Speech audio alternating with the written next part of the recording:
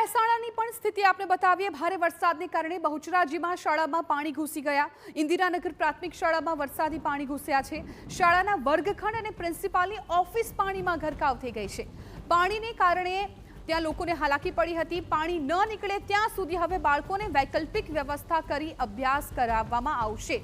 આ એક્સક્લુઝિવ દ્રશ્યો જુઓ। આ દ્રશ્યો જોઈને તમને ખ્યાલ પણ નહીં આવે કે કોઈ બાંધકામની અંદર આ પ્રકારની સ્થિતિ પાણીની જોવા મળી રહી છે। પહેલી નજરે એવું લાગશે કે કોઈ નદી છે, કેમ કે અડધી શાળા ક્લાસરૂમ હોય, ત્યાંનો હોલ હોય, એ પાણીમાં ડૂબી ગયો છે। આચાર્યની જે ઓફિસ છે એ પણ પાણીમાં ડૂબી ગઈ છે।